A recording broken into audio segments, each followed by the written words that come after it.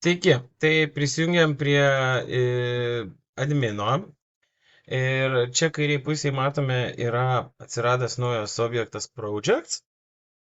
Tai tiesiog paspaudus projects matome, turime daug pridėtų tų projektų. Tai iš esmės atsidarom jau esamą ir atsidarome naują projektą.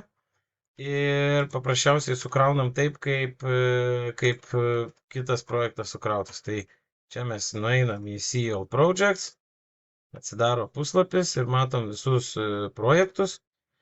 Paspaudus ant projekto jisai gali būti keičiamas, gali būti įeinamas į vidų, tai priklauso nuo to, kokį mes tą projektą padarysim. Tai va, edina naują projektą, mes įvedam pavadinimas X. Jeigu šitą gallery metabox'is taip pasislėpęs, tai čia paspaudus jisai išlenda, gali būti ir čia dar susiskleidę, tai galima išskleisti. Tai iš esmės no link, jeigu pažymėsim, tai tada iš vis nebus nei galerijos nieko, tai čia paliekam. Tai tiesiog pridedam add gallery, tai papildomos nuotraukos.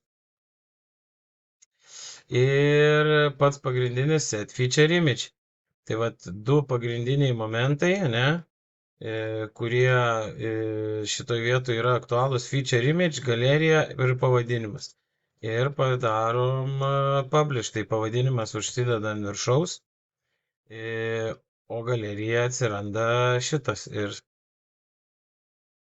taip, sekundėlę, jį dabar atidarė.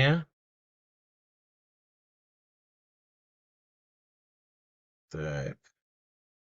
Taip, va mūsų pavadinimas X, paspaudžiam ir turim galeriją peržiūrėti. Tai va tos projektus galima kelti.